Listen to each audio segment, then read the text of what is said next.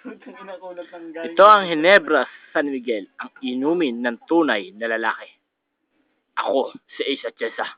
At ito ang inuman na! At sila po, ito po si Bebel, nanggaling po sa salitang baboy. Pero maganda po yan, paghubad ang katawan. Katawan. Pag inalis yung katawan niya, maganda na. Sexy din. At si Mampoy kamukha ni Nino. Oh, kausap pala niya sino kausap maan? Si Ana.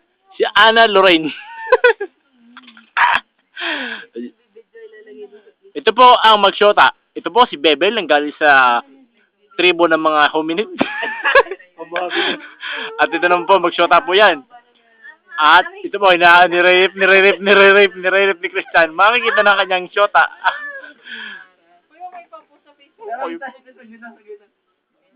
Ray, ito nga pala ang dalawang bago ngayon. Ha?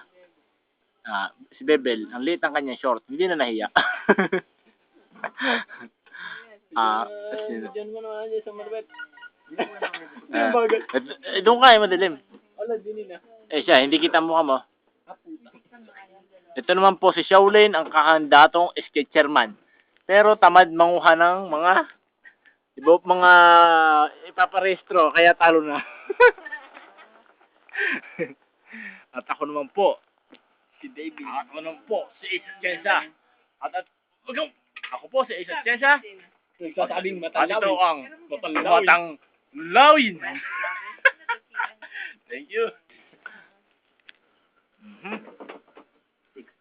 Kakunti pa po mga grupo nating nandito dahil sila po ay namimili pa. Salamat po. Okay, bye-bye.